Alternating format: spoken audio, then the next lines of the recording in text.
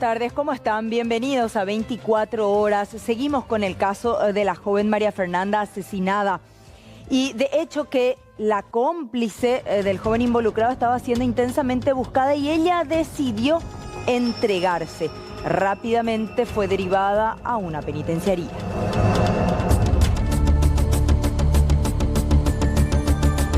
Ella no tiene la culpa de nada, ella es una niña buena. De la instigación y grado de complicidad en feminicidio. Lastimosamente fue manipulada por este monstruo. Ella no es la culpable, ella no es la ideóloga. Por lo tanto, ha decretado la prisión preventiva de la misma.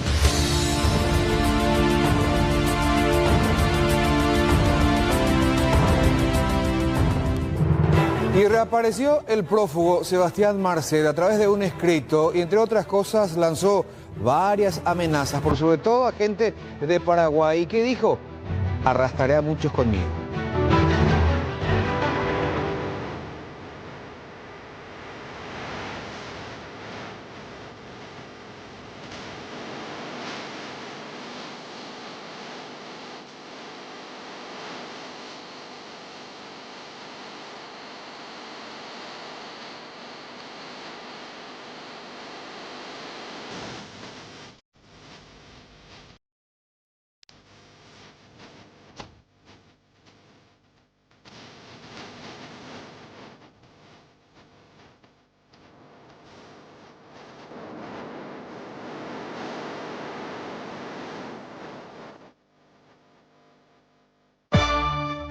Y también hoy en 24 horas hablamos del pivot, esta condición física que tiene un tratamiento bastante facilitario para los pacientes en el día de su conmemoración a nivel mundial.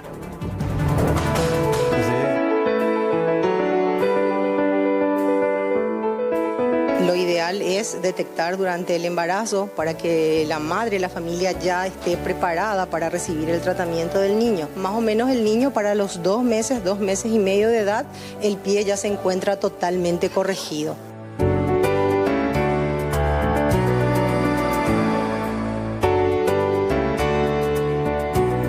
Son aproximadamente 4 a 6 yesos que colocamos los médicos en el hospital. Nos costó un poquito asimilar la noticia, pero gracias también a la guía de los médicos para dónde acudir, dónde ir, pudimos hacer los tratamientos enseguida.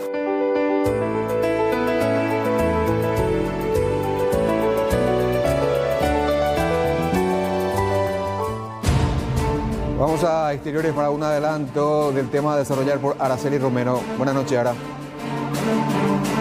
Buenas noches, Aníbal. Mucha violencia después de un encuentro deportivo disputado en la ciudad de Limpio el pasado domingo. 2 personas se encuentran gravemente heridas tras la gresca que se vio entre aficionados de los clubes que participaron en este partido. Conversamos con uno de ellos y el relato realmente es bastante lamentable. En minutos vamos a desarrollar el tema por completo. Muchas gracias. Vamos a hablar con Elba Espinosa desde la Penitenciaría de Mujeres Juana María de Lara en Ciudad del Este. Adelante contigo, Elba. Mercedes, buenas noches. Acababa de llegar hace instantes esta joven Micaela Rolón, sindicada de ser aparente cómplice e instigadora de este atroz crimen a María Fernanda. Llegaba aquí sin decir ninguna palabra a la prensa. Tenemos también el momento en que eso lo hacía, intentamos hablar con ella, pero no dijo absolutamente nada.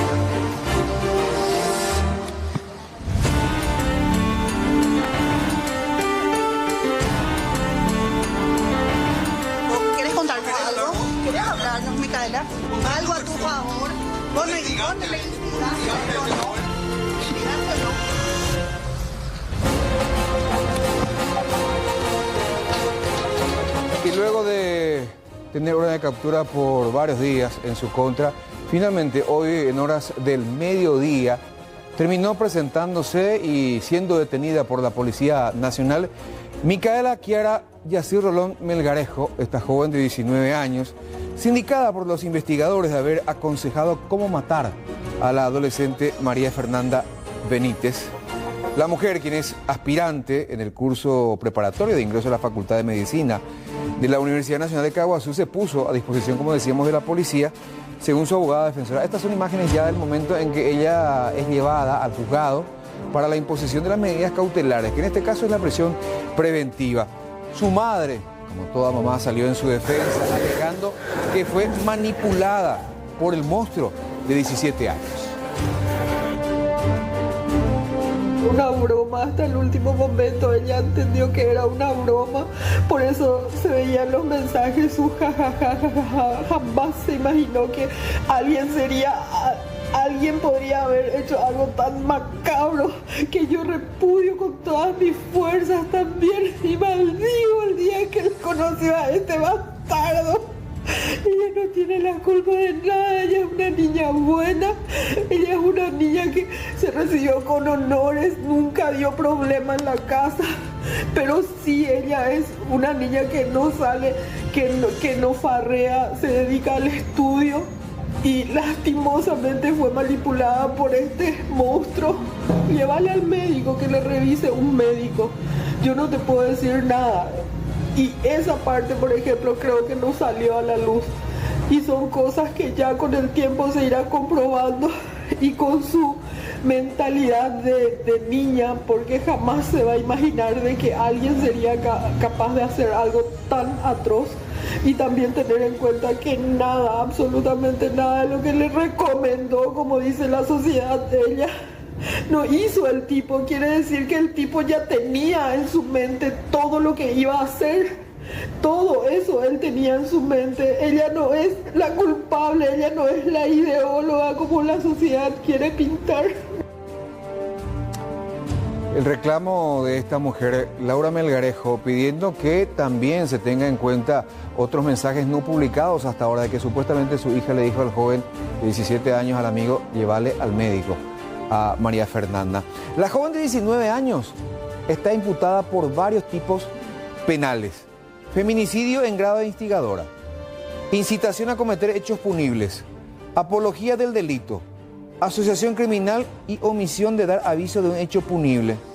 Esta mujer se expone al triple de la condena que podría recibir, en su defecto, el autor material de la muerte de María Fernanda Benítez. Este joven de 17 años solamente puede ser penado hasta 7 años de cárcel. Sin embargo, esta mujer, ya por ser mayor de edad, se expone por concurso a unos 25 años de cárcel si es que es declarada culpable. La justicia dispuso inicialmente su encierro en la casa del Buen Pastor, el juez de Caguazú, pero por una cuestión administrativa el Ministerio de Justicia dispuso que fuese llevada a la cárcel de Ciudad del Este, así como ya reportaba la compañera Elba Espinosa desde la capital del Alto Paraná. Pero escuchemos lo que explicaban, entre otras cosas, uno de los fiscales intervinientes y el juez de la causa. Y el marco penal aplicable en caso de feminicidio es de hasta 30 años. ¿Ella está imputada con qué carátula? En una de las carátulas atribuidas por la fiscal titular es de la instigación a cometer hechos punibles y grado de complicidad en feminicidio. Evidentemente, la regla penal establece algunos marcos penales distintos, pero eso es muy prematuro para adelantar. Si bien la misma ha solicitado la imposición de medidas alternativas consistentes en un arresto, para esta magistratura se encuentran reunidos en su conjunto los requisitos exigidos por el 242, por lo tanto ha decretado la prisión preventiva de la misma. ¿Ella accedió a declarar? No ha declarado. Ha usado su derecho a abstenerse. Vayamos a algunos detalles de la investigación, porque hoy precisamente tanto fiscales como policías ofrecieron una conferencia de prensa. En tal sentido, los investigadores están casi seguros que María Fernanda fue muerta en horas del mediodía, aquel mismo día de su desaparición, es decir, el martes 27 de mayo, y que su cuerpo fue llevado en carretilla desde la casa del joven de 17 años hasta el terreno de enfrente, donde terminó enterrándola y posteriormente prendiéndole fuego. El sistema de circuito cerrado, este es un detalle no menor, el sistema de circuito cerrado de la casa del principal sospechoso fue apagado justo en el mismo horario en el que habría ocurrido la muerte de la joven. Tenemos una presunción en cuanto a día y fecha, que ese horario se da dentro del lapso que aún todavía no existía una denuncia de desaparición. Es decir, la denuncia de desaparición se hizo en fecha 28 y en ese tiempo anterior a esa denuncia ya se presume se materializó el hecho conforme a los análisis que estamos realizando. La presunción está entre las 11 y las 2 de la tarde del martes. 27. de la mañana a las 2 de la tarde. Las 2 de la tarde. Sí, se sospecha, o en este caso, ¿este joven pudo actuar solo para este crimen? Sí, los elementos que hoy tenemos nos indica que pudo haber actuado solo, ya que tenemos elementos de transporte en el sitio, tenemos una distancia corta también del lugar del hallazgo a la casa. Se levantó una carretilla de la escena, esa carretilla fue visualizada en una posición antes de la comisión, del tiempo que tenemos como referencia de comisión.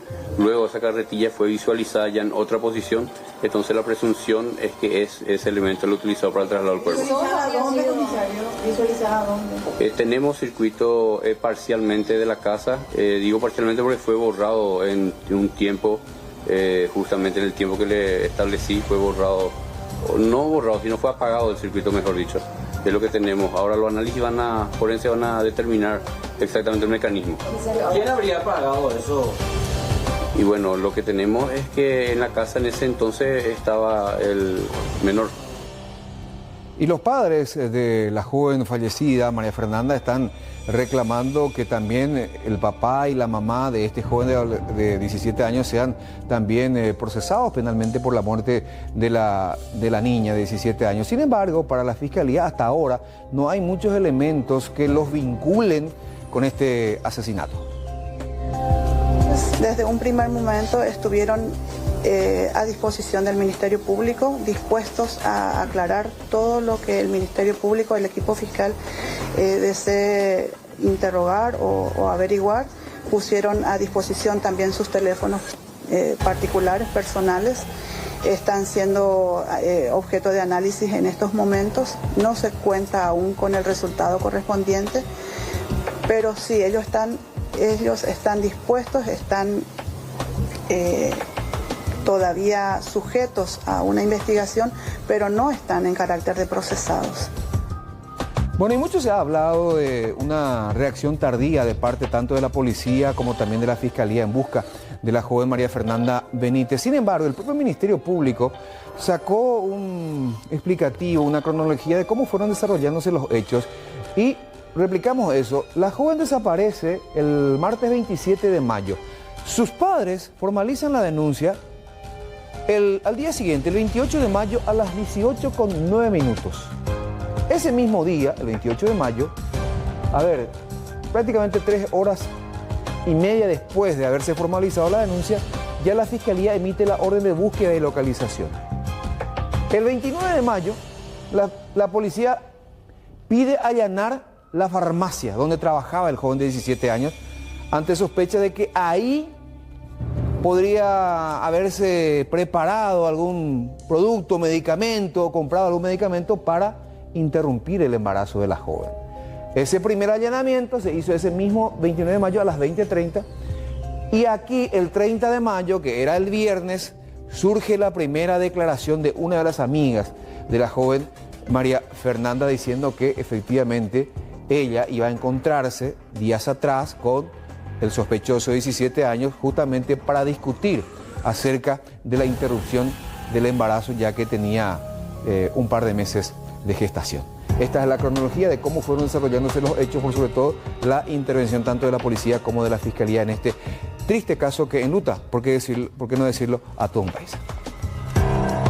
Vamos a hablar con Alexis Saveiro. Él está en el lugar en donde finalmente en la noche se termina encontrando el cuerpo enterrado. Alexis, adelante contigo. Mercedes, yo no pude dejar de seguir la cronología de Aníbal y bueno, me quedaba con esto.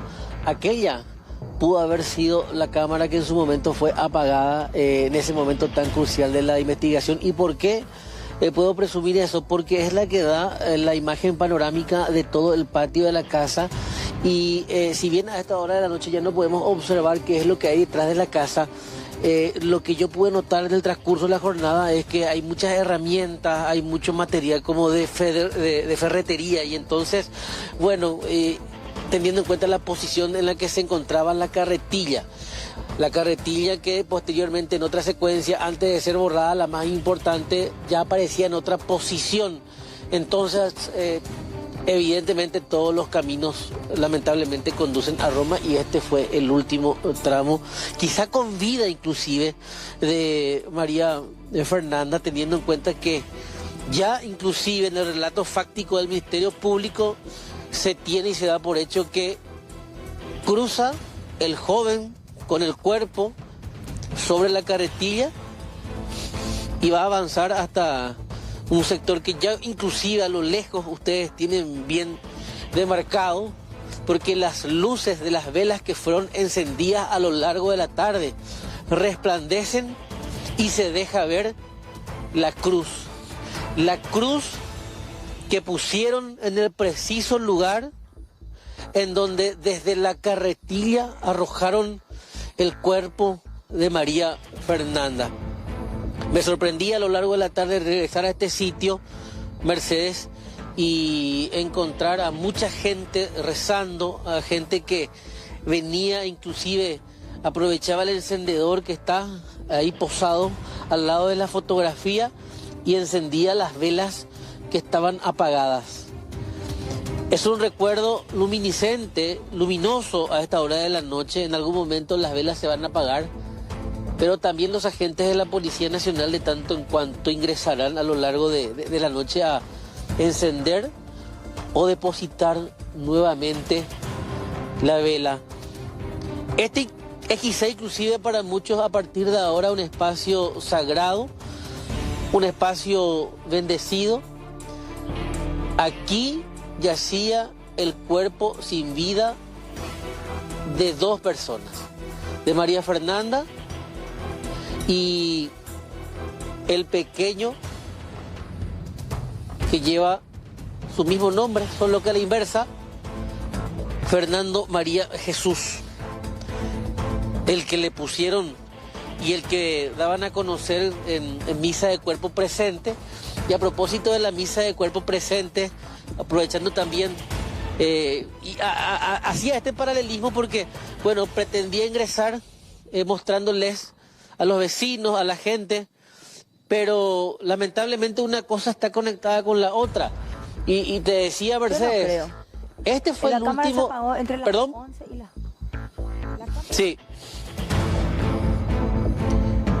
Vos sabés que me cuesta creer que el joven haya llevado en carretilla, haya cruzado la calle, haya enterrado el cuerpo.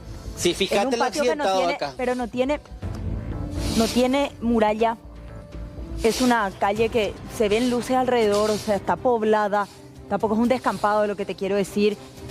Al mediodía, entre las 11 de la mañana y las 2 de la tarde, hay algo que no me cierra del todo ahí, Alexis. Y bueno, y acaba de terminar el momento en que saca el cuerpo, o por lo menos apagan las cámaras para posteriormente hacerlo. O sea, la lógica me dice que él lo hizo de noche, aprovechándose y valiéndose de la oscuridad, porque fíjate, Mercedes, que la única casa que tiene luz frente a la parte de atrás, para que puedan entender, o sea, yo estoy en la parte posterior de la casa, que es donde están los agentes de la Policía Nacional. Sí. Es el patio trasero, cuyo portón dan con el patio contiguo, que es en donde está la cruz, y la única casa que cuenta con iluminación e ilumina por algún motivo este lugar es esa. Es decir, que si lo hizo de noche tuvo esta tenue iluminación. Pero se presume, por lo que dijo la policía, que el único horario en el que no tienen imágenes es cerca del mediodía. O sea, se calcula que de noche sí pueden llegar a captar otra vez algunas imágenes, en donde de hecho después, cuando se vuelve a tener imágenes, ya tienen la carretilla movida del lugar, estaba en otro sitio, en otra posición, o sea que sacó el cuerpo al mediodía, a plena luz del día, en una ciudad pequeña, en donde todos se conocen. No es una ciudad en donde el vecino hace algo y nadie le mira, a nadie le importa. No, acá sacamos la basura y la señora de enfrente ya sale a mirar. Acá estaba el cuerpo depositado, acá lo arrojó. Plena luz del día, la casa que tiene una visualización en línea recta para que puedan entender es la que está allá. Lo que pudo haber pasado es que a lo mejor vino, sacó el cuerpo con el montículo de hojas que utilizó, de ramas y hojas para cubrir la escena del crimen. Acordate que de la casa se sacan algunas de estas ramas. Fíjate que pudo haber sido una escena simulada en caso de que no se borrara el DVR. ¿Qué mejor escena simulada que ramas sobre una carretilla? ¿Cuál es la impresión que dará? De que solo estaban sacando la basura de la casa. Sí, la poda de los árboles que se hace en esta época del año. La poda de los árboles, claro. O sea, si lo hicieron al mediodía, que es el momento en el que se presume se cortó el DVR, la cámara de seguridad, entonces lo tuvieron que haber hecho bien encubierto. Es decir, sacaron el cuerpo, posiblemente aún con vida, de María Fernanda, lo arrojaron con los escombros y quizás esperaron la noche para intentar quemar. Por eso va a ser importante el testimonio de los vecinos, si alguno quiere acercarse a darlo. ¿A qué hora se prendió el fuego? ¿En qué momento a qué hora se prendió el fuego? Si se prendió de noche, coincide con la teoría que te estoy expresando. Así mismo. Porque esperaron un momento más tranquilo. O sea, el más arriesgado, sacar el cuerpo con las hojas y las ramas sobre la carretilla. Sí, entonces, pero no pueden dejar el cuerpo ahí, a lo mucho mejor tiempo nadie... ahí, Alexis, porque el cuerpo sin vida de una joven que estuvo sangrando llama la atención, hay un olor específico, sobre todo para los perros de la zona. Eso es muy difícil que haya hecho y que nadie se haya percatado. Evidentemente sacó el cuerpo y automáticamente lo prendió fuego o lo intentó enterrar. Por eso es importante el testimonio de la gente que indique en qué momento vio fuego en este sector del patio baldío. A propósito, Mercedes, y volviendo al horario en que sacó el cuerpo, allá hay un parque. Es una plaza, la plaza de barrio. Está el tanque. Sí, y está en la parte de atrás. Sí me llama la atención que es muy oscura la parte de atrás, porque entre esquina y la próxima esquina hay solo una columna que tiene el alumbrado público. La casa en donde presumiblemente se produce el crimen no cuenta con servicio de energía eléctrica porque ya se le cortó el suministro de energía eléctrica. Todo esto está custodiado por agentes de la policía, por agentes antimotines, o sea, grupos especializados inclusive ante el temor de nuevas reacciones, pero ese ánimo ya mermó un poco más no precisamente en horas de la tarde, pero con el consuelo del llanto. Hay como una diferencia de altura también entre la calle y las propiedades, ¿verdad? A ver, este es el desnivel entre el patio baldío, la calle y, bueno, el desnivel no es tan importante del otro extremo. Sí, pero subió con una carretilla esa diferencia y un peso de 60 kilos. Y acá una especie de... rampa improvisada. De rampa improvisada del lodo, o sea, de la tierra del lodo. Pero ya ni quedarían huellas de la carretilla utilizada por el presunto feminicida. La carretilla fue incautada, ¿verdad? Es una evidencia que fue llevada por personal de criminalística. Sí, decía Aníbal que sí, que es un elemento que se tiene inclusive en imágenes y que llama la atención en ciertos horarios el cambio de posición de esa carretilla, de esa herramienta. ¿Quién más estaba en la casa en ese momento? Él solito. Y eso lo determinará la investigación. O sea, siempre se habla de que pudieron haber estado el papá, la mamá. No hay registros de que ellos hayan viajado en esa semana. hay toda una familia, es una casa muy grande, Mercedes. Este es el patio contiguo, del otro lado está el acceso a la casa. Es horario laboral también, ¿verdad? Un día entre semana. Podrían tranquilamente los padres estar trabajando. Sí, claro. Pero en ese caso a lo mejor, si bien suponemos, o el Ministerio Público supone no recibió la ayuda de los padres, porque eso se está destacando ahora, bueno, no se descarta y se va a investigar si hay otros cómplices. Porque bien lo decía hace rato Mercedes, una carretilla, un cuerpo, y con basura de la casa, si es que lo sacó así, o tuvo ayuda, o tuvo mucho tiempo, o en ese momento fue fortuita la complicidad del silencio y de que nadie haya visto nada. Y ahí volvemos otra vez al punto de que ¿cuándo se prendió el fuego? O sea, ¿en qué momento los vecinos acá vieron que ese montículo de desecho de la casa se encendió en horas de la tarde en algún momento de la semana? Vos sabés que es para el análisis, sobre todo quienes conocemos detalles, y bueno, a través de estas imágenes y la cobertura impecable que están haciendo hace 2 días en el lugar. El joven tiene 17 años, pero absolutamente todos sus movimientos fueron aparentemente fríamente calculados. Es un joven de 17 años que trabaja en una farmacia, que creo que no queda muy lejos de ahí, gana su propia plata. Manejaba un vehículo, de hecho que la mamá le daba su vehículo, se lo veía manejando, el vehículo también terminó siendo incautado, estudiaba, reitero, trabajaba, tenía relaciones con aparentemente más de una señorita, planeó a través de mensajes de texto cómo asesinar a una persona. Todo lo que hizo nos lleva a una mente de adulto, sin embargo él va a ser condenado como un menor con una pena máxima de 8 años. Es el debate que teníamos también acá, que duro es escuchar la manera en la que un joven, porque queremos tratar de protegerlo teniendo en cuenta que es menor de edad, ver cómo pensaba y cómo analizaba y cómo actuó hasta pagando el DVR para que no sea evidenciado. Hizo todo lo que haría un adulto.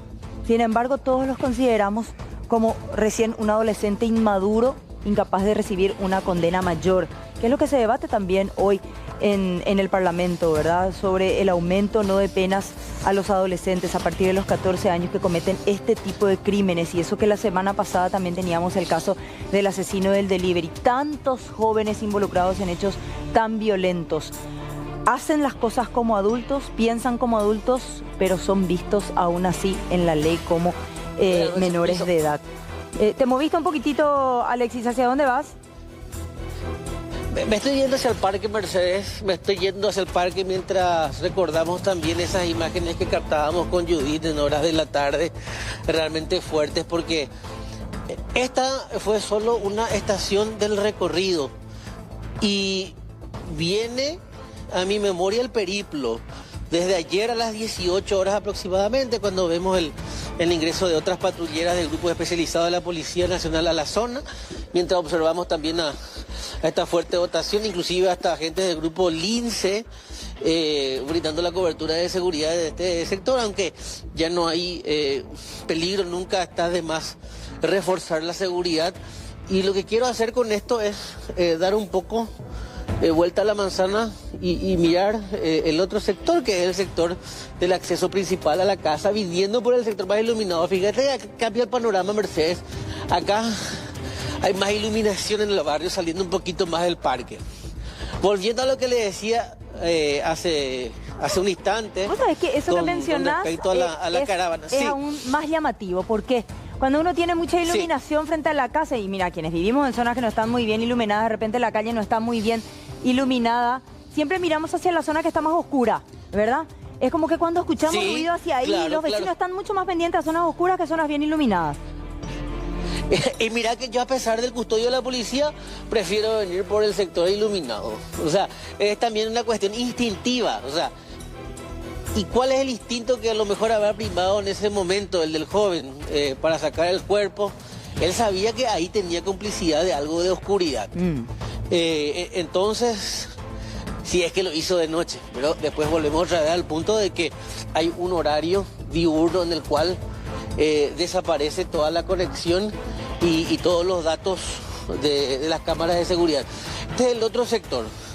Es el sector que da hacia la parte frontal de la casa, también bien custodiado por agentes de la Policía Nacional. Reiteramos, no hay peligro, no hay una amenaza, ya los ánimos están más calmos, pero... de la casa? No, la trasera es la que yo te mostraba hace rato, que es por donde sacaron... Esa es la delantera. Claro, permiso, señores. Buenas noches, permiso acá con el permiso de los agentes. Esta es la delantera. Pero en la parte trasera de la casa, prácticamente ellos son la única casa en la cuadra, que es una cuadra corta. Como para saber nomás si alguna otra vivienda puede tener imágenes de circuito cerrado también. Estoy mirando eso a medida que recorro. En la otra cuadra no vi cámaras de seguridad.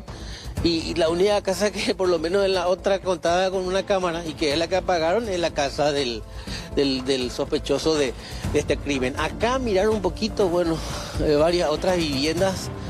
Sí me parece una urbanización un poco más reciente.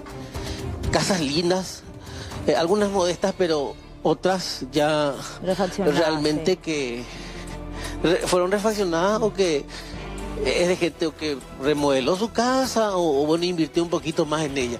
Móvil del Ministerio Público también acá. La despensita de barrio abierta por si los policías en algún momento quieran comer algo. Claro, se volvía un cliente frecuente en las últimas horas. Esta es la parte frontal. Recordarás que cuando teníamos la primera transmisión de Judith, había una de la parte frontal y otra de la parte trasera.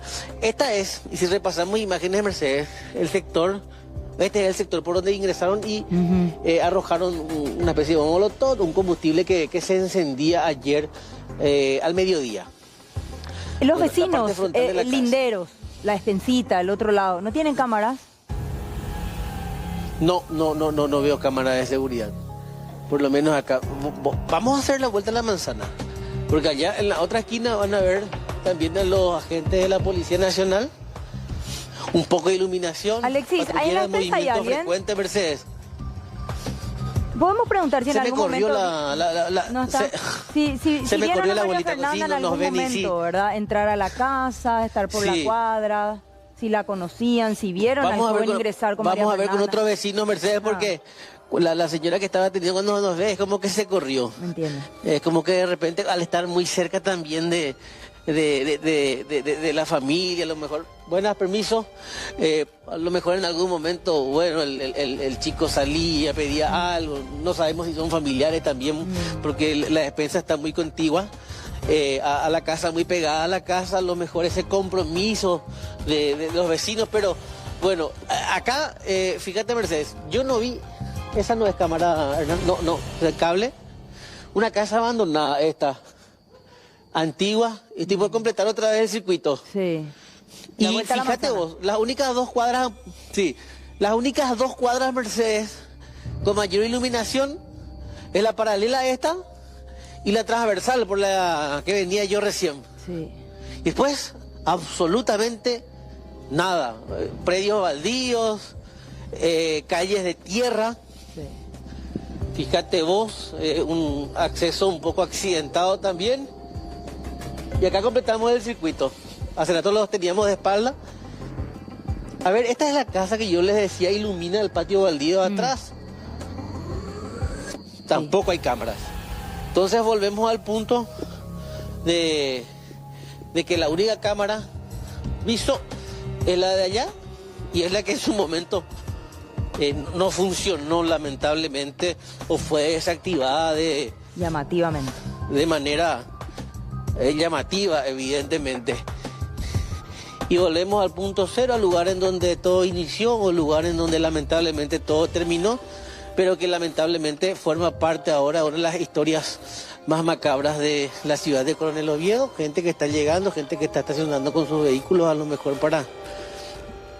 Buenas noches. ¿Vienen a mirar un poco acá?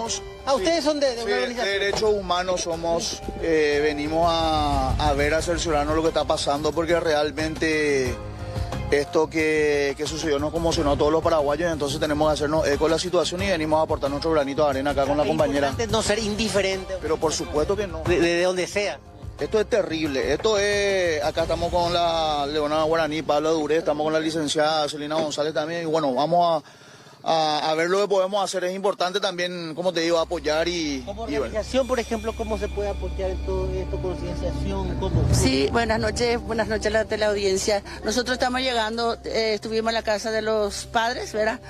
Y esto es una cosa a nivel nacional, o sea que ya es causa nacional e internacional, porque a mí por lo menos me presionaron toda la gente del extranjero, como me conoce, que soy una luchadora, que siempre pido justicia, ¿verdad? Y hoy acá venimos como... ¿cómo era nuestro tema? ¿Cómo era?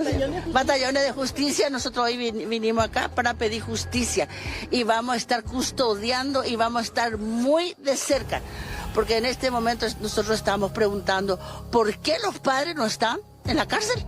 ¿Por qué los padres no están detenidos? Chicos, ¿creen que hay complicidad? Totalmente, sí, según el padre lo que nos contó, que se encontró la nena debajo de la cama en la casa de ellos. ¿Y cómo los padres no iban a saber? Y yo escuché la fiscal que dijo que ellos no encontraron ni una evidencia, ¿verdad? Y nosotros no vamos a permitir porque es fulano de tal, porque es fulanito, porque es sultanito. No, eso debe terminar. María Fernanda en este momento es un ícono de pedir justicia. Y vamos a pedir, compañeros.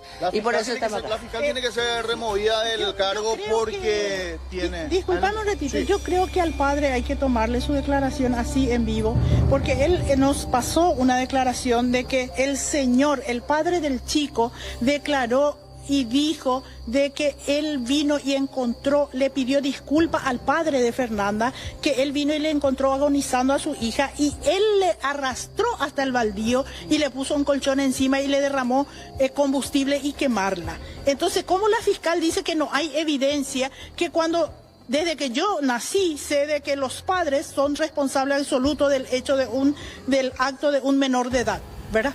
Entonces acá hay complicidad, hay instigación. Se encontró en su casa, en el baldío al lado, desmembrado, porque ellos le desmembraron a Fernanda. 2 más 2 son 4. Y sencillo es. Y acá nosotros venimos de Asunción porque vamos a venir a golpear puertas y le llamamos a todos para el próximo jueves, que va a ser el rezo final de Fernanda. Vamos a hacer una gran manifestación en frente de la Fiscalía de Coronel Oviedo y que se vayan presos todos los autores y cómplices. Quiero que se enfatice, que se enfatice nomás como para cerrar estos 3 puntos, estos 3 artículos del Código Penal paraguayo. No hace falta ser abogado para eso, pero el artículo 29, 30 y 31 que habla de la autoría, de la complicidad y la instigación. Muchas gracias. Muchas gracias. Sí, todos los elementos realmente fundamentables o fundamentados son de organizaciones de diversos puntos del país. Vuelvo a este lugar porque, sí, organizaciones civiles que de repente, bueno, elevan su voz de protesta también aprovechando. Volviendo acá, Mercedes. Sí. En horas de la noche esto no llega, cerca de las 20 aproximadamente. Ya la gente, ya el vecindario inclusive se ha alejado un poco más, ya no vemos gente en la vereda, no hay parques, no hay chicos en el parque. Fíjate, no hay nada más triste, más tétrico muchas veces que ver un parque tan coqueto pero sin niños jugando a esta hora de la tarde, noche.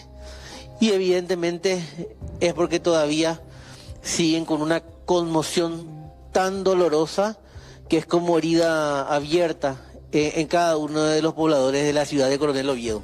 Esos restos de hojas, de ramas que fueron podadas para tirar encima de la tumba, o sea, donde ella fue enterrada, ¿esos árboles son de esa casa? ¿Se ven desde afuera esos árboles? Mira, las ramas que presentan... Eso. Esto ya no es la escena, ya no es... A ver, y voy a ingresar, Mercedes, independientemente de lo espiritual, no es una falta de respeto a lo religioso, pero voy a ingresar a este sector para poder describirles o mostrarles cómo, por ejemplo, ramas cuyas hojas todavía seguían verdes en la punta, en este sector, por ejemplo, deben señales de que intentaron incinerarlas, pero evidentemente como todavía estaba verde no era un material combustible. Es decir, acá buscaron inclusive con un acelerante del fuego incendiar toda la basura que estaba en este sector para quemar la evidencia más fuerte que era el cuerpo. Yo no sé si este es un material solvente, esta es Esta es una lata de pinturas, no tiene nada que ver.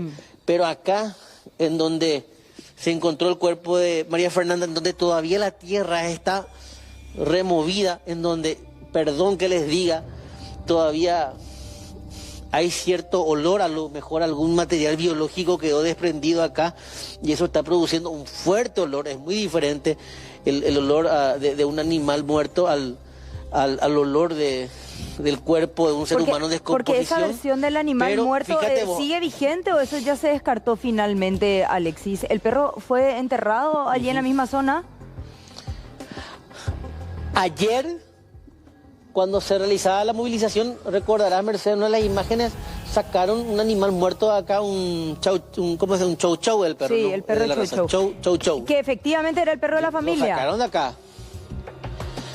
Y todos coincidían en su relato en decir que es un perro de la familia. De ellos, de esa casa. Estábamos compartiendo las imágenes. Sí, matado, claro. Al que inclusive pudieron haberlo matado para que su olor distraiga o confunda a los investigadores en su momento, si es que llegaban acá sin saber que ya era la escena del crimen. Claro, para tener una buena coartada en el sentido que llegás y decís, ¿qué es ese olor? No, y se murió mi perro, le enterramos ahí enfrente, sí. ¿Verdad? Una coartada. Y después toda la basura que arrojaron encima. Sí. E insisto, acá intentaron quemar hojas verdes, Mercedes, fíjate. Hojas verdes. O sea, hojas que fueron recién podadas. Sí. Y que por una desesperación intentaron ser quemadas. Está prohibido quemar, pero que la gente por lo menos espera para que se seque para quemar. Ahora, Alexis, dura tarde hoy, el último adiós a María Fernanda, en medio de mucho llanto, mucho dolor, mucha congoja. ¿Por qué estamos acá, Mercedes? Porque este fue uno de los últimos puntos en donde Fernanda, por llamarlo de alguna manera, recorrió de manera muy simbólica. Empezaba todo bien temprano, 10 aproximadamente, luego del velorio que se llevó a cabo en uno de los salones de la parroquia Cristo Redentor de la ciudad de Coronel Oviedo. Teníamos ayer el momento de la llegada, ese momento tan difícil, también el traslado del cuerpo hasta el tinglado. Después lo que fue el velorio a lo largo de la noche. Y esta mañana la misa de cuerpo presente, en donde las autoridades de la Iglesia Católica, el obispo de la diócesis de Coronel Oviedo, cuestionaba dura y fuertemente a los organismos de seguridad de nuestro país. A partir de allí y posteriormente, los restos, cerca de las 11 de la mañana, llegaban al Colegio Nacional Pedro Pepeña, uno de los más emblemáticos de la ciudad de Coronel Oviedo. Y es ahí en donde realmente no solo nos emocionaba, sino nos derrumbaba ver que llegaba a su colegio el cajón, pero encima del cajón las zapatillas, en este caso los zapatitos celestes del pequeño Fernando María Jesús, que es el bebé que estaba en ese cajón con su mamá y al que le estaban dando el último adiós. Fernanda recorrió por última vez dentro de un cajón cada rincón de su colegio hasta llegar a la sala de clases, en donde impartió o recibió clases por lo menos hasta hace 2 semanas, cuando ya solo se reportaba su desaparición. De allí un largo recorrido de 3 kilómetros a lo largo de la avenida principal, Coronel Oviedo, la vieja ruta Santaní, hasta llegar a la municipalidad. Rápida pasarela por la municipalidad, posteriormente la sede del Ministerio Público, en donde se vivió un momento realmente dramático, el del padre exigiendo justicia, levantando la fotografía de su hija al cielo, pero en dirección a la fiscalía, como señal de exigencia de justicia. Y ahí la madre nuevamente termina derrumbándose, porque se bajó de la carroza fúnebre, caminó hasta el letrero del Ministerio Público y ahí también ella se sumaba al pedido de justicia. Del Ministerio Público vinimos hasta el barrio, hasta este lugar precisamente, allá donde está la cruz, con velas encendidas aún, y que los policías, yo creo, esta noche algunos vecinos se van a encargar de mantenerlas encendidas. Y acá nuevamente se tornaba todo el ambiente en uno realmente de mucho desconsuelo. Desconsuelo que en principio también en algunas palabras podíamos escuchar cierta sed de venganza, pero después decían, no, ese no es el camino. La venganza no es el camino, es confiar, aunque parezca imposible, en la justicia. Y es acá en donde el papá, a propósito de la palabra justicia, exigía nuevamente justicia. Escuchemos esas breves declaraciones. Sí, justicia, sí, justicia. Allá popaite la hecatomía. Gracias. Sí, a cumplir. Gracias a ustedes, gracias a la prensa, gracias a la gente. Nueva. De acá, los restos mortales de María Fernanda fueron trasladados al cementerio municipal de la ciudad de Coronel Oviedo, en donde nuevamente ese definitivo último adiós, porque pareciera que cada estancia, y por compararlo con los estacioneros en Semana Santa, cada parada realmente era una especie de último adiós a cada rincón. Porque si se fijan, eran los rincones más importantes de su vida, las calles por donde ella recorrió, porque en algún momento tuvo que venir en alguna etapa de noviazgo hasta esta casa cuando todo parecía estar bien. Bueno, acá vino y es lamentablemente el lugar en donde presumiblemente encontró la muerte, y de acá fue al cementerio municipal de la ciudad de Coronel Oviedo, en donde le dieron el último adiós, y realmente en donde también el ambiente era muy desgarrador. Bueno, Alexis, gracias por todos estos detalles. Realmente reiteramos la fortaleza del padre, derrumbado por dentro, pero muy fuerte por fuera, porque sabe que es la única manera en la que puede seguir exigiendo justicia, dándole un seguimiento cercano al actuar que tiene la justicia en nuestro país, que lastimosamente no corre por cuenta propia cuando se habla de buena gestión. Gracias, Alexis. Estamos atentos a cualquier novedad que surja desde ese punto. Hasta en cualquier momento, señora. Y vamos a retomar comunicación con el este del país. Elba, que continúa en la zona de Mingaguazú. Elba, Micaela ya está en su celda. Exactamente, Carlos. Aquí en Ciudad del Este, en realidad aquí en el Centro de Rehabilitación y Reinserción Laboral de Mujeres Juana María de Lara, ex correccional de mujeres. Aquí adentro ya está en su celda esta joven Micaela Yací Rolón Melgarejo, la presunta cómplice en este caso de la atroz muerte de María Fernanda Benítez. Ella llegaba fuertemente custodiada por efectivos policiales de Caaguazú como también del Alto Paraná para que no ocurran incidentes, es lo que justamente nos mencionaba el director de policía del Alto Paraná al momento de recibirla a ella y ya disponer su reclusión en esta correccional. Vamos a escuchar lo que decía el director de policía. Con la gente de investigaciones, con personal de la Dirección de Policía de Caaguazú también para el traslado de esta interna hasta la penitenciaria regional acá de Ciudad del Este sin ningún incidente. Ahora ya la directora ya le ubicó en su celda donde va a estar, seguramente que mañana le van a ubicar ya para su celda uno fijo donde va a estar ya hasta que se cumpla su proceso, ¿verdad? Pero ya está instalado acá sin ningún inconveniente previo al diagnóstico médico y ahora ya está en su celda sin ningún inconveniente. ¿La celda donde va a estar recluida es aislada? ¿Cómo es ahora? Sí, según ellos tienen un trato, o sea que un trato especial para cuando ingresa una nueva, ¿verdad? Seguro que, o sea que ahora está en una celda aislada, seguro que mañana o dentro de algunos días le van a dar ya para su celda fija una forma de decir, ¿verdad? Pero también están cuidando la integridad de esta que está viniendo ahora por un caso muy especial que todo el mundo sabe, pero ya sin ningún incidente ya está ya adentro, bien custodiada, ya a cargo de ella. Comisario, ¿cómo fue recibida? Escuchábamos que gritaban algunas internas. ¿Cómo fue recibida en el momento del ingreso? Sí, hubo algunos gritos, algunos abucheos en contra de estas personas, pero sin ningún incidente, ya que acá hay suficientes personales femeninas de acá en la penitenciaría, también los personales de apoyo de la Dirección de Policía acá de la penitenciaría también, una buena cantidad de personales también. Estamos previendo todo un grupo de apoyo acá en la penitenciaría por cualquier eventualidad. Lo que refería el comisario Feliciano Martínez, ya a su salida aquí, y también veíamos a Micaela siendo cateada, revisada también por el personal de esta penitenciaría para poder recibirla. Ya después se le llevó a su celda. No obstante, ella fue abucheada por algunas internas, según nos confirmaba el comisario también, pero sin incidentes mayores. Recordar de que el juez, en este caso Gustavo Ovelar, había decretado de que ella vaya al Buen Pastor, pero finalmente el Ministerio de Justicia decidió enviarla aquí en Ciudad del Este, donde ya está en su celda, como mencionaba. Exactamente, lo escuchaba hoy al director de institutos penales señalar que no se pudo cumplir esa orden del magistrado porque la Casa del Buen Pastor está cerrada, la cárcel temporalmente, por una superpoblación.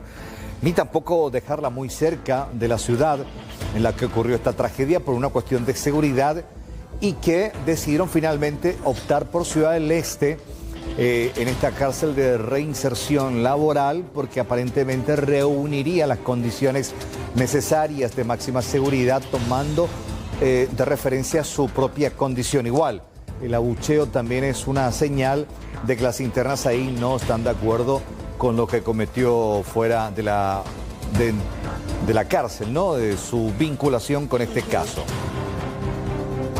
Mencionar también, Carlos, de que al momento de su llegada se manejó con mucho sigilo por parte de la policía también para cuando ella ingresaba aquí, porque querían justamente evitar que la ciudadanía se entere y que ocurra otro tipo de hechos en esta parte, porque la indignación es tal que llega a cualquier lado. Bueno, Elba, gracias por este contacto. Buenas noches. Buenas noches.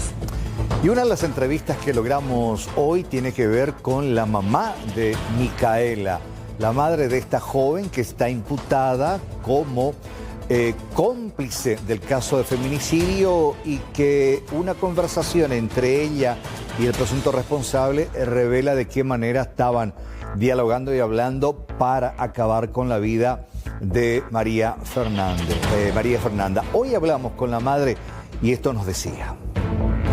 Era una broma, hasta el último momento ella entendió que era una broma, por eso se veían los mensajes, su jajaja, jamás se imaginó que alguien podría haber hecho algo tan macabro, que yo repudio con todas mis fuerzas también, y maldigo el día que él conoció a este bastardo. Ella no tiene la culpa de nada, ella es una niña buena, ella es una niña que se recibió con honores, nunca dio problema en la casa, pero sí, ella es una niña que no sale, que no farrea, se dedica al estudio, y lastimosamente fue manipulada por este monstruo. Llévale al médico, que le revise un médico, yo no te puedo decir nada. Y esa parte, por ejemplo, creo que no salió a la luz. Y son cosas que ya con el tiempo se irá comprobando, y con su mentalidad de niña, porque jamás se va a imaginar de que alguien sería capaz de hacer algo tan atroz. Y también tener en cuenta que nada, absolutamente nada de lo que le recomendó, como dice la sociedad de ella, no hizo el tipo. Quiere decir que el tipo ya tenía en su mente todo lo que iba a hacer. Todo eso él tenía en su mente. Ella no es la culpable, ella no es la ideóloga como la sociedad quiere pintar. Bueno, y justamente con relación a este caso tan sonado, tan dramático, lo primero que se debate es la punabilidad o no de un joven de 17 años, que de hecho se habla de que sean imputables a partir de los 14, hay que cambiar la ley. Para eso ya circula un proyecto en el Parlamento. La necesidad de modificar el marco penal respecto a menores infractores de la ley en determinados casos es la discusión que ya se instaló en el ámbito parlamentario. Se habla de la necesidad de aumentar la pena máxima, hoy de 8 años de prisión, para crímenes tan crueles y fríamente planificados por adolescentes como el que tuvo como víctima a la joven María Fernanda y a su bebé en gestación. Entonces lo que yo planteo es modificar la ley de menores, que los menores asesinos sean juzgados como adultos aparte de ampliar la condena a cadena perpetua, yo creo que cualquiera que le saque la vida a un paraguayo o a una paraguaya tiene que perder su derecho a libertad de por vida. 3, activar este plan de rehabilitación obligatoria que a mí me parece muy interesante, porque no es que le mandamos, los perros te dicen a los Bukele, ¿verdad? No es que le mandamos a los Bukele a una cárcel a que se pudra. Nosotros buscamos una rehabilitación, pero no voluntaria, obligatoria. Cualquier persona que tenga el atrevimiento de sacar la vida de un paraguayo o de una paraguaya tiene que perder su libertad, su derecho a la libertad de por vida. Este joven hoy que va a ser sentenciado por el crimen de Fernanda, va a salir a los 25 años. Y a los 25 años va a ser un criminal profesional cuando salga de Tacumul. Estamos viendo con otros colegas la manera de presentar de que para aquellos menores de edad que cometieron algún tipo de delito, hagan el servicio militar obligatorio.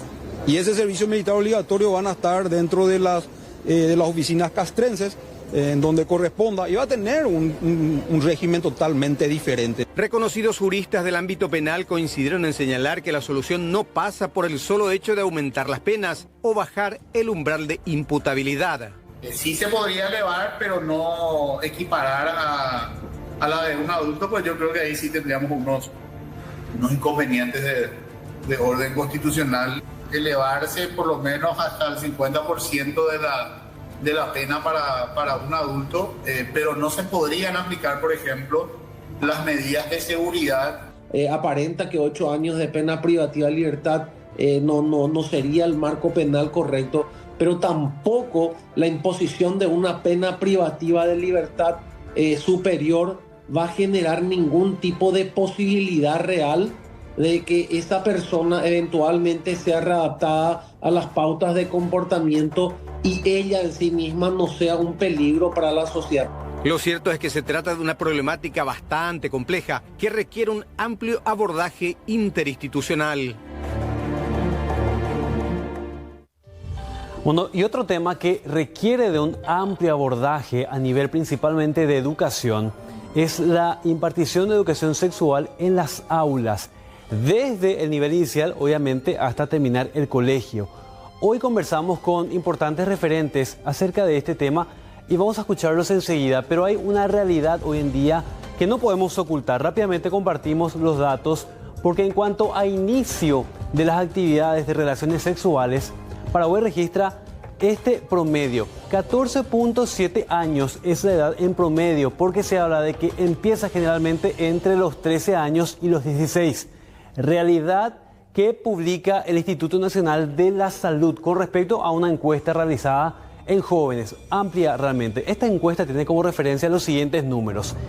De 100 jóvenes encuestados, una cifra en promedio, el 96% dice que no sufrió violencia familiar, el 66% dice que tuvo información previa a las relaciones sexuales. Y fíjense este dato, el 34% dice que no tuvo información acerca de este tema tan sensible. Vamos a la siguiente placa para ver más datos acerca de esto. De 100 adolescentes, 34% no utilizó ningún método de protección.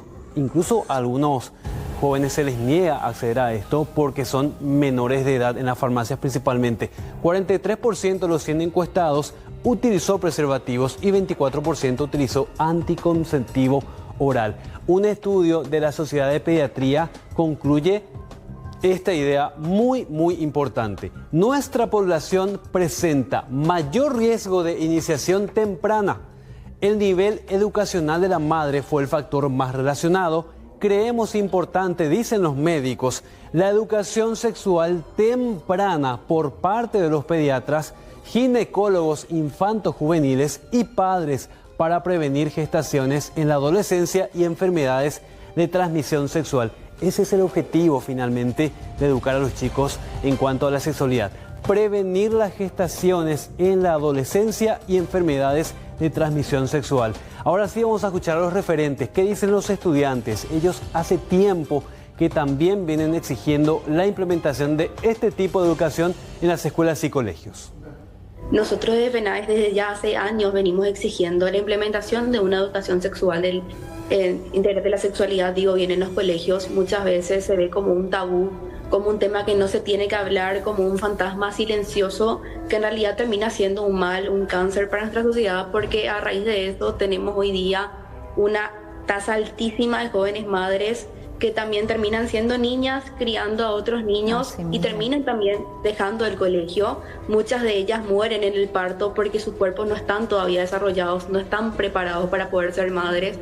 Y muchas veces también los chicos, los padres terminan dejando el colegio, se hacen uniones tempranas, eso nuevamente termina en casos de violencia familiar en su mayoría, y también estos chicos terminan dejando el colegio. Entonces estamos también hablando que hoy día, por ser un tabú la educación sexual, estamos arruinando el futuro de nuestros jóvenes. Bueno, también hablamos con los médicos y nos decía más temprano el doctor Robert Núñez una realidad. No se habla de sexualidad ni en las casas ni en los colegios, entonces los jóvenes están aprendiendo hoy en día a través de internet y las redes sociales, que mayormente no son los profesores ideales para aprender acerca de estos temas tan sensibles pero necesarios de discutir entre los chicos, en la casa, en el colegio, en todas partes realmente. Pero ¿cuál es el tipo de educación sexual que debemos dar a los jóvenes? Escuchemos. Hay demasiado tabúes, hay mucho temor de los padres en que eso le va a provocar una iniciación temprana en el sexo y no es así. Hay profesionales, hay gente que conoce el tema, instruida, están aprendiendo mal. Creo que están aprendiendo mal porque su enseñanza se basa principalmente en redes sociales, y las redes sociales no son la mejor manera de aprender. Se está de repente tratando de salir llegando a los colegios a enseñar cómo se puede tener una salud sexual integral, ¿verdad? Incluso se está haciendo en forma anónima preguntas, o sea, ellos están preguntando en forma anónima y se les está contestando porque tienen miedo y vergüenza todavía, por supuesto. Ahora, yo creo que la siguiente etapa tendría que ser también unas charlas o alguna manera de llegar hasta los padres y enseñar la educación sexual. Son ellos los que tienen ese discernimiento, principalmente que dejemos un poquito esa cáscara y esa mente cuadrada que tenemos y tratemos de ubicarnos a la altura de ellos. Ellos saben mucho, ellos se informan, estamos en una etapa, una época muy diferente a la nuestra, entonces tratemos de... Iniciamos la segunda hora de noticias aquí en 24 horas y bueno, tenemos que hablar del prófugo Sebastián Marcet, este jefe narco, según los investigadores, buscado ahora por la DEA, por el organismo antidroga de los Estados Unidos, está entre los primeros lugares. ¿Por qué decimos que reapareció Sebastián Marcet? Lo hizo de una manera bastante amenazante y atacó a todos. A Bolivia, a Estados Unidos, a Paraguay, por sobre todo a gente de Paraguay. ¿De qué manera lo hizo Sebastián Marcet? Enviando una carta a colegas de Radio Carve de Uruguay. Acusó a todos de beneficiarse del narcotráfico que dicen combatir. Y vamos a leer fragmentos de esta carta que tiene 2 hojas, 2 páginas. Y vayamos a mirar esos fragmentos. A ver, decíamos, se dirige a Uruguay, de donde dice, salí en el 2018 y siguen ocupándose de mí. Se dirige a gente de Bolivia, Estados Unidos y Paraguay. Vayamos a la dedicatoria a los bolivianos. En Bolivia, lo he dicho antes, el narcotráfico es el crecimiento del país. El país se sustenta de eso. Sigue diciendo, y avanzamos con esto. Lo que haya hecho el sapo de Federico Santoro, ustedes recuerdan, Federico Santoro declaró ante la justicia norteamericana que lavó dinero de Sebastián Marcet. Y dijo, mediante cuentas bancarias lo hizo él. Ese no era mi trabajo. Si él se convirtió en sapo, o sea, traidor, ahora que tenga los huevos para asumir que ese era su trabajo. Después, no he cometido ningún delito en los Estados Unidos, así que déjense de joderme. Pidiendo evitar ser capturado por la justicia norteamericana. Ustedes malparidos que también viven del narcotráfico. Esta ya es una dedicatoria a Paraguay. Ustedes malparidos que también viven del narcotráfico en gran parte de su país, respeten el narcotráfico. Dejen de meterse con mi familia. Tienen a la madre de mis hijos presa, sin ni siquiera una TV en su celda, aislada como si fuera una delincuente peligrosa. Y esa mujer no ha cometido ningún tipo de delito en toda su vida. Y ustedes lo tienen claro. En otro apartado de su carta dice, si van a seguir haciendo una persecución a mi familia, más vale que tengan los huevos bien puestos. Y aquí viene la amenaza, porque pelear con fantasmas es difícil. Yo tengo media ciudad tomada. ¿Cuál será la ciudad tomada aquí en Paraguay por Marcet? No sabemos. No voy a accionar porque sé que mi problema con tiempo y dinero lo voy a solucionar, pero ustedes me están agotando la paciencia. Ustedes manejan la droga que entra y sale del país, la SENAT principalmente. Bueno, Daniel Fernández, el director de la SIU, se sentaba a sacar cuentas, él más su gente de confianza, de cuántos kilos llevaba en las vueltas, o sea, en el tráfico. Sin el permiso de él, las cosas no se hacían. Después dice, por eso les digo que con tiempo y dinero solucionaré todos mis problemas y agarrarme, no me van a agarrar nunca. Después, en otra parte, dice, ¿creen que estoy en Venezuela? Bueno, al menos aquí hay un presidente que tiene los huevos bien puestos y todo el gobierno. Es un narcogobierno, pero no lo niega, ni le da poder a esos gringos. Termina admitiendo que finalmente Sebastián Marcet está, volvamos a esa parte, está en Venezuela. ¿Por qué destacamos la parte de Venezuela? Porque justamente en una conferencia de prensa hecha en los Estados Unidos, uno de los portavoces del gobierno norteamericano había dicho tener información de que Marcet estaba en Venezuela. Y aquí, en este fragmento de esta carta, por lo menos lo confirma. Bueno, sigamos. Yo sé muchas cosas. Quizá por eso, cuando mis abogados hablaron con el fiscal general de Paraguay para que yo me entregue y dejaran de molestar a mi familia, no aceptaron. Yo creo que vivo no les sirvo porque sé muchas cosas. Arrastraría a muchos conmigo. Y sobre este punto hay que decir que hoy, conversando con el fiscal general, admitió que a través de un ex magistrado, Sebastián Marcet presentó una nota ofreciéndose entregar a la justicia paraguaya a cambio de que su esposa, Gianina García Troche, quien hoy está en Viñascué, sea desvinculada de todo proceso penal. Al mismo tiempo, en ese escrito había solicitado al fiscal general de Estado algunas condiciones de reclusión, así como en su momento Pablo Escobar lo hizo ante el gobierno colombiano y construyó su propia cárcel, ¿recuerda? Bueno, más o menos por ahí. Pero esto sucedió, esta visita del abogado de Marcet y este escrito sucedió mucho antes de que Gianina García Troche llegara a Paraguay extraditada. Vayamos ya a la parte final de este escrito. Dice, entonces, mejor hagamos las cosas en paz. Liberen a la mamá de mis hijos, que está sufriendo indebidamente, y también están sufriendo mis hijos por no poder estar con ella. Carta amenazante de Sebastián Marcet y por sobre todo hacia las autoridades paraguayas a quienes acusan de estar también metidos en la corrupción y por sobre todo en el mundo del narcotráfico.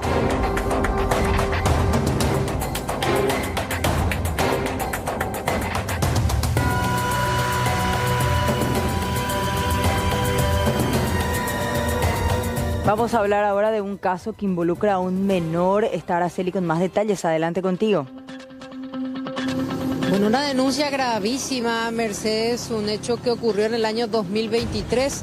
La víctima, en aquel entonces un pequeñito de 3 años, 9 meses. El supuesto abusador, su propio padre. Al día de hoy la madre exige justicia. Con su representante legal estuvo conversando con nosotros y nos comentaron los detalles de lo que les tocó atravesar, tanto por el lado emocional, así también como el proceso judicial ante esta situación. Escuchemos primeramente la versión de esta madre, bastante afectada, que pudo conversar, aunque sea unos minutos con nosotros, porque después ya la misma se descompensó. Escuchemos lo que nos dice la madre. Fue el 19 de agosto del 23 y me entregan al niño todo sucio, sin ropa interior. La ropa interior estaba dentro del bolso, lleno de pipí y popó. El niño estaba sumamente asustado. Pensé que fue un accidente que le puede pasar a cualquier niño. Cuando llego a la casa, compartí un ratito con él, luego entro a bañarlo y le pregunto, porque se estaba manoseando mucho, le pregunto por qué se tocaba tanto y me mira y me dice, mami, papá me chupa el pilín. Yo no podía creer lo que estaba escuchando y volví a preguntarle. Y me volvió a repetir y me hizo el gesto agachándose, pidiendo por favor que se haga justicia. Estamos pidiendo que se haga justicia porque esto no puede quedar así como se dice vulgarmente en el Opareí, porque estamos hablando de un abuso sexual a un niño de que hoy día tiene 5 años. Y yo no puedo explicar el trastorno emocional que mi hijo tiene. Bueno, un relato bastante desgarrador, Mercedes, también bastante grave. Ante esto, ella rápidamente actuó, según nos mencionó fuera de cámaras, acudió a un psicólogo, acudió a un representante legal, a un abogado en aquel entonces, luego terminaría ya también trabajando con quien sería su abogada en esta fecha, ya la doctora Verónica Podesta. ¿Y qué es lo que nos comenta la abogada en cuanto al proceso en el cual se encuentra este caso en la Fiscalía? Escuchemos. Hace 7 meses que no hace absolutamente nada, ninguna investigación. Yo tomé la causa cuando se iba a hacer la audiencia preliminar. La audiencia preliminar tenía un requerimiento fiscal en donde el fiscal de aquel entonces, que fue el doctor Federico Leguizamón, había acusado, o sea, que se vaya a juicio oral, que es lo que nosotros estamos queriendo para poder demostrar la veracidad de los hechos. ¿Qué pasó? Cuando yo agarro la causa, ya me dijeron que estaban haciendo para que, como le recusaron al fiscal, que la nueva fiscal o el nuevo fiscal se rectifique, que cambie y se haga un sobreseimiento provisional. Yo realmente no quise creer, pero fue así. ¿Qué significa sobreseimiento provisional? Que en teoría se le va a dar 1 año, ¿verdad?, para que pueda hacer esas diligencias, y si se puede probar o no, se queda como un sobreseimiento definitivo. Estamos hablando de un menor que fue supuestamente abusado a los 3 años. Nosotros tenemos cámara GESEL a favor nuestro, como les estuve comentando. Tenemos los resultados firmados por todos los profesionales, en donde dice, en el dictamen final dice, arrojando un puntaje de contenido bastante creíble, ¿verdad? Conclusión, es bastante creíble el relato del niño. Bueno, Mercedes, se entiende la preocupación de la madre, también de la abogada, porque ya está por culminar ese proceso que detalló a la perfección la doctora Verónica. Y bueno, esperan de que el fiscal Marcelo Saldívar tome acción y se puedan tomar también en cuenta sus propios pedidos, realizar los exámenes, llamar a declarar a la madre nuevamente, entre otras diligencias. Gracias, Araceli. Hasta luego, Mercedes. Bueno, la siguiente historia nos plantea seriamente esta pregunta: ¿qué nos pasa como sociedad y qué está pasando con nuestra gente adolescente, gente joven? Recién estamos enterrando a una víctima de un feminicidio y ya saltaron algunas conversaciones, algunos chats que alarman. Él va a contarnos la historia, por favor. Esta historia hoy nos llevó hasta el kilómetro 11,5, casi 12 de Ciudad del Este, del lado Acaraí, donde una joven de 17 años recibió amenazas en su teléfono celular anoche, alrededor de las 23 horas. Recibió la amenaza por parte de un joven con quien entabló un contacto en su ámbito laboral. Le decía, mira lo que le pasó a María Fernanda. Y ella inocentemente le dijo sí. Él le dijo, te puede pasar lo mismo. Por suerte, esta joven decidió contarle a su mamá lo ocurrido y se pudo hacer la denuncia. Vamos a escuchar lo que decía la madre de esta adolescente después de enterarse de los chats que su hija había recibido. Y le amenazaron directamente, le dijeron que le podía pasar lo mismo que le pasó a Fernanda Benítez, que es de Coronel Oviedo.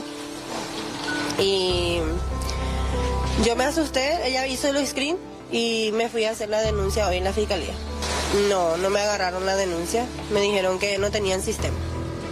Y además tenía que venir a hacer primero en la comisaría. Y vine a hacer en la comisaría mi denuncia. Y en la comisaría me dijeron que tengo que esperar para que la fiscalía se comunique conmigo. Pero hasta ahora no hicieron nada, no se comunicaron conmigo. No, ella me mostró al instante. Al instante me mostró y hizo los screen y luego el muchacho borró todo, su mensaje después de amenazarle todo. Doña, ¿qué esperan ahora ustedes?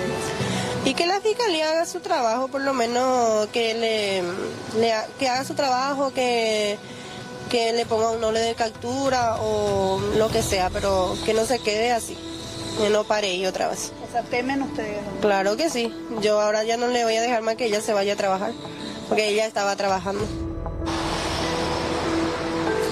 Lo que refería la mamá de esta joven adolescente de 17 años referente a los mensajes que recibía en su teléfono celular. Intentó hacer la denuncia ante la fiscalía, pero en la fiscalía le dijeron andate a la jurisdiccional, por lo tanto ellos llegaron hasta el puesto 12 de ese lugar e hicieron la denuncia. También hablamos con la joven, la escuchamos.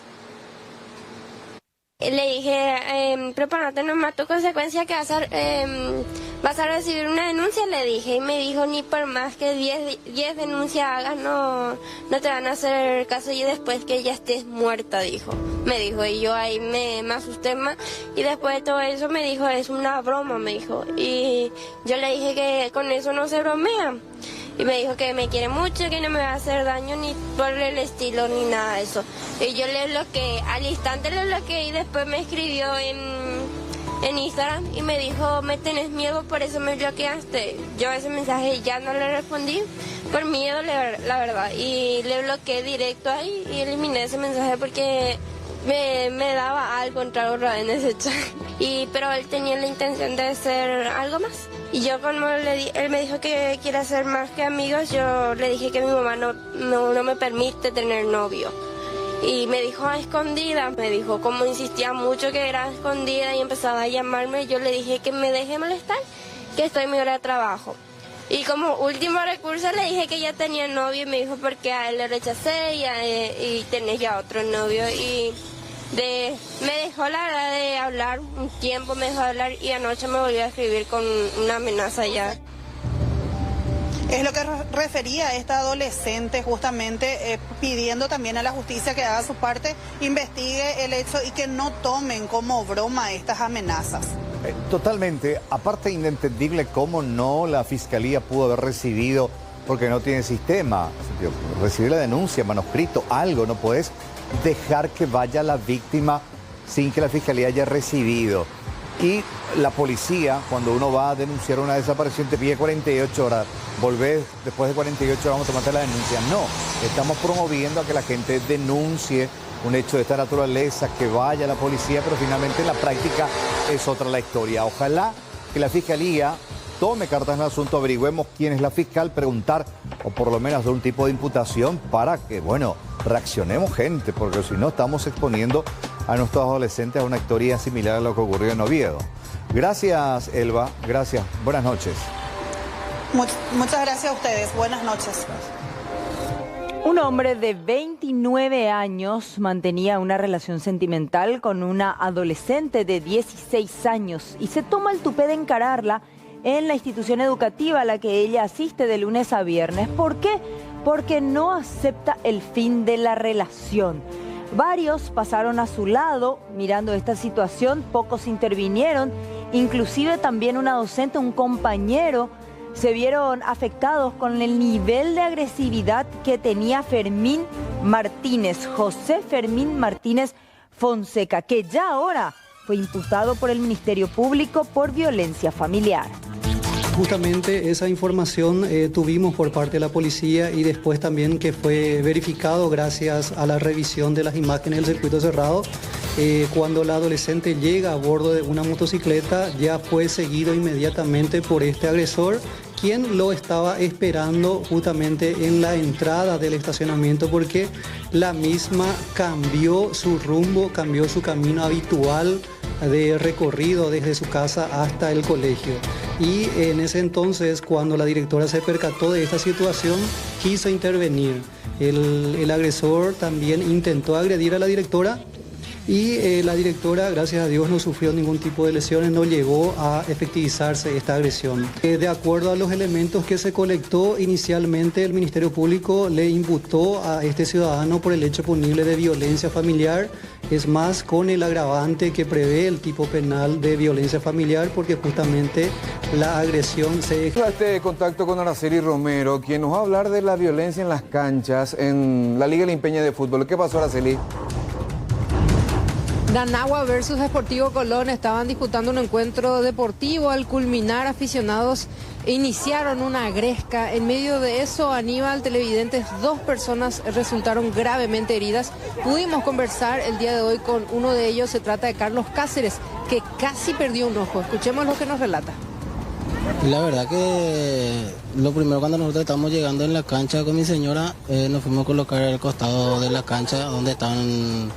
encontramos que estaban los hinchas del Club 24 también al lado de nosotros, que se estuvieron discutiendo ya con la señora, y a través de eso hubo discusiones con el hincha del Club 24 y empezaron a empujarse ahí. Nosotros nos fuimos para hacer, yo me fui para separarle al señor, que sí era un señor de edad, y de allá yo ya recibo ya el puño del muchacho ese, que es el hijo de la señora que estaba creando el problema ahí con el señor. ¿La mujer también a quién? Me arañó todo, la mujer, la mamá del Mitaí, supuestamente es menor de edad, pero todavía no sabemos, está en investigación ahora. Ahora mismo, por ejemplo, yo ya metí en fiscalía eso, porque tengo fisura en 2 lados del ojo, que tengo que llevar tornillos a ambos lados.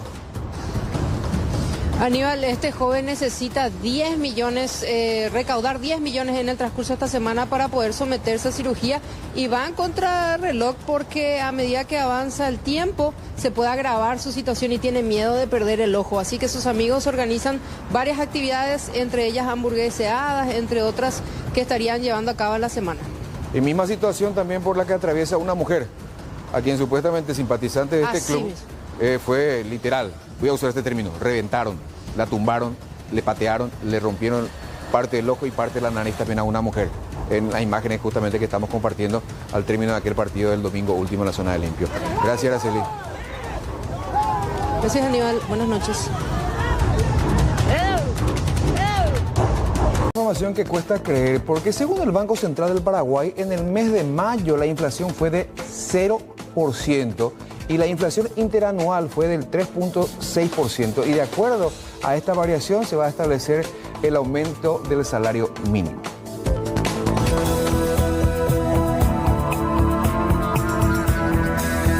Según el Banco Central, la inflación del mes de mayo fue de 0%. Es decir, en promedio los precios no sufrieron variaciones importantes. Entre los productos que aumentaron figuran la carne vacuna, el café, los equipos electrónicos y los servicios de telefonía móvil. En cuanto a los productos que bajaron, están el huevo, las hortalizas y las frutas frescas, así como los combustibles y las frutas en conserva. Con el 0% de mayo, la inflación acumulada es de 3%, y la inflación interanual, de referencia por el aumento del salario mínimo, es de 3,6%.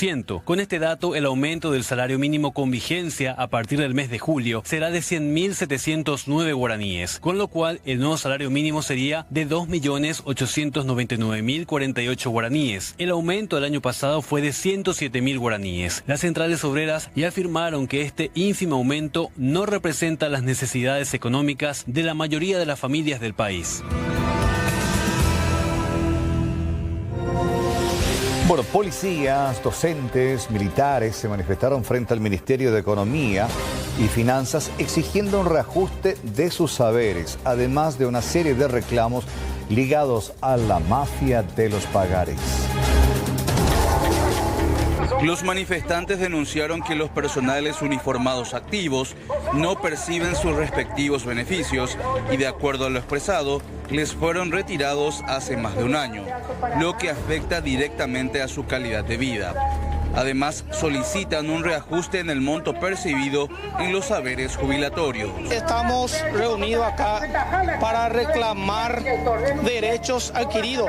La ley 4493/11, la cual establece la forma de pago de salarios y beneficios para las fuerzas públicas.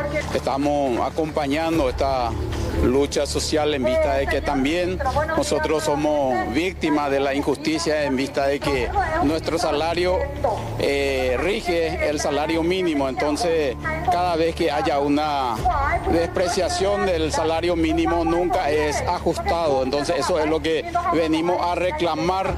Mencionaron además estar cansados, ya que a sus saberes se les suman los descuentos y embargos por culpa de la mafia de los pagarés. Ayer la llevé a las autoridades y que tu Hawái oye ya por levantamiento de embargo, porque este interés le perjudica. Oye, embargar la misma casa 4 o 5 veces hasta ahora. El grupo exigió respuestas inmediatas por parte del gobierno y advirtió que las protestas continuarán si no hay una solución concreta. Bueno, mucha expectativa. ¿Tenés idea, o por lo menos alguien sospechás, quién va a abandonar hoy la cocina más famosa, Aníbal? Es impredecible porque hoy tienen que volver a cocinar. Sí. Si ayer les fue mal, hoy uno puede destacarse y subir al balcón, ¿verdad? Depende de lo que les pide el jurado. Bueno, ¿qué será el menú? Es el gran desafío ayer principalmente. Resultó ser el borí. Estábamos estimando. Conste que ni sabíamos. Pero especulamos como decía comida tradicional internacional muy destacada. Exactamente, y es el boriborí número 1 en el mundo, como el plato, la sopa número 1 en el mundo por segundo año consecutivo, y fue el boriborí. No debe ser tan sencillo, ¿eh? No, yo no me animo. Bueno, ¿y qué va a pasar con él o la eliminada de hoy? Y viene sus primeras declaraciones en el streaming. En el streaming, sí. Por YouTube, la plataforma. Y Facebook de MasterChef. Y Facebook, exactamente, para dar su descargo del por qué finalmente va a terminar abandonando hoy la cocina más famosa. Y algunos privilegiados que están mirando desde arriba, ¿no? Entre ellos Mariana y el profe Ramón Silos. Sí, por favor, no me lo toquen al Boejara, por favor. No, para nada, no hay que tocarlo, ¿eh? Bueno. Éxitos a nuestros dos representantes, a Mariano, al profe y al resto también. Tienen una semana más asegurada. Por lo menos, ¿eh? Bueno, ya arranca en segundos MasterChef Celebrity Paraguay. Hasta mañana.